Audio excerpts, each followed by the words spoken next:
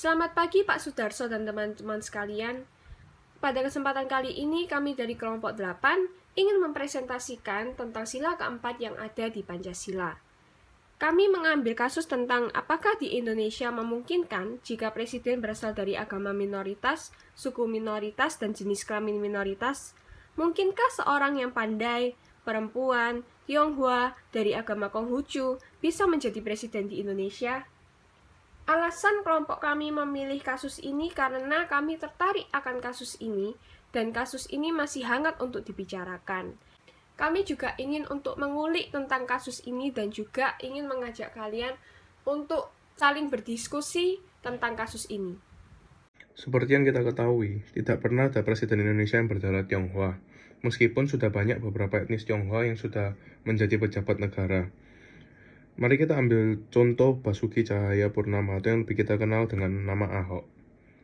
Dia telah menjabat sebagai wakil gubernur pada periode Jokowi dan juga menjadi gubernur pada tahun 2014. Dengan semua pertimbangan ini, pertanyaannya adalah apakah masyarakat Indonesia dapat menerima Ahok sebagai presiden? Dan ternyata melalui survei yang telah dibuat, Ahok belum mampu untuk menjadi presiden Indonesia. Meskipun sudah banyak masyarakat yang sudah terbuka pikirannya, tetapi masih saja ada masalah yaitu seperti rasisme, agama, dan juga bahkan yang non-Jawa juga sudah susah menjadi presiden. Jadi di sini yang harus dirubah adalah tentang pemahaman. Karena di undang-undang pun siapapun boleh menjadi presiden jika memenuhi syarat-syaratnya. Selama minoritas tersebut lahir di Indonesia, bertuhan, dan syarat-syarat lainnya telah dipenuhi, mereka berhak untuk maju sebagai calon presiden. Hanya kembali lagi kepada pemahaman masyarakat untuk memilih pemimpin yang terbaik bagi mereka.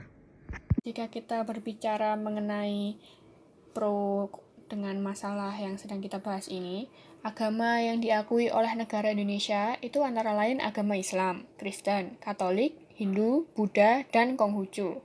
Jika bertanya soal apakah Indonesia dapat dipimpin oleh kaum minoritas, maka seharusnya hal itu bisa diwujudkan, tergantung oleh pola pikir kaum masyarakat Indonesia itu sendiri sebetulnya.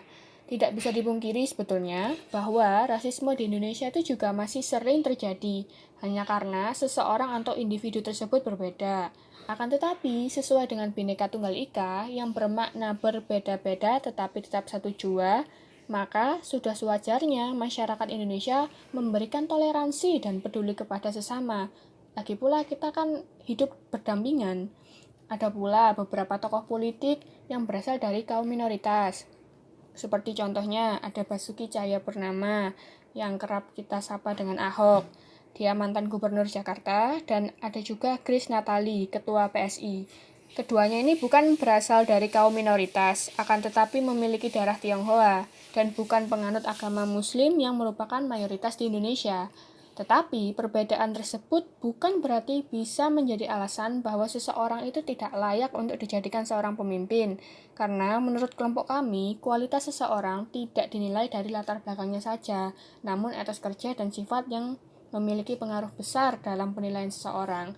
Dan seiring berkembangnya zaman dan waktu, Indonesia kan harusnya pikirannya semakin terbuka, istilahnya open mind.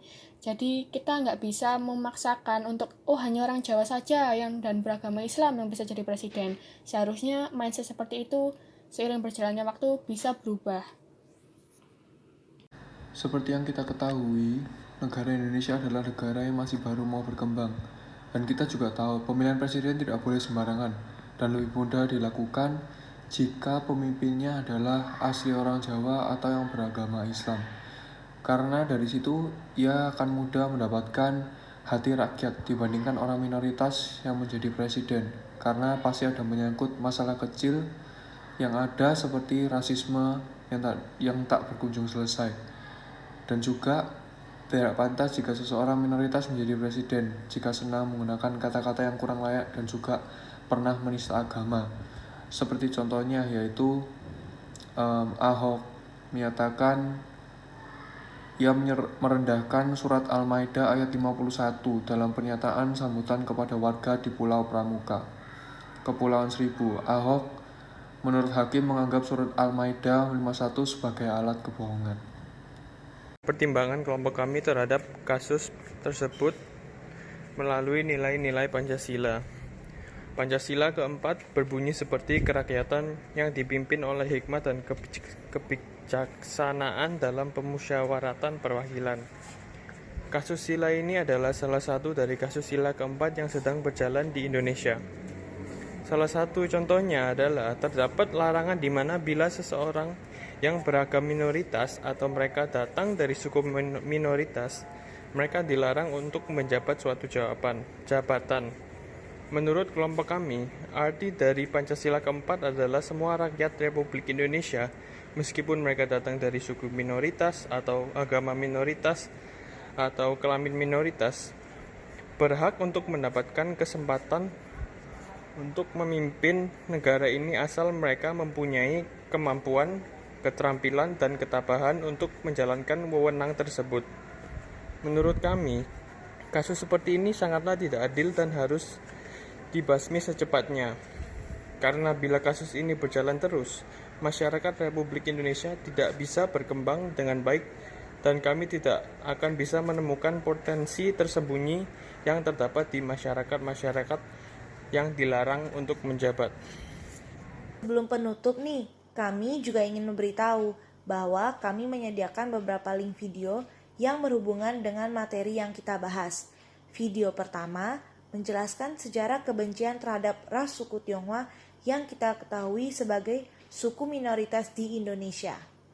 Video kedua menunjukkan pada kita bukti bahwa orang dari suku Tionghoa juga ada yang sangat mencintai dan membela suku bangsa kita, yaitu Indonesia, dan bahkan ikut dalam peperangan dalam memperjuangkan kemerdekaan Indonesia.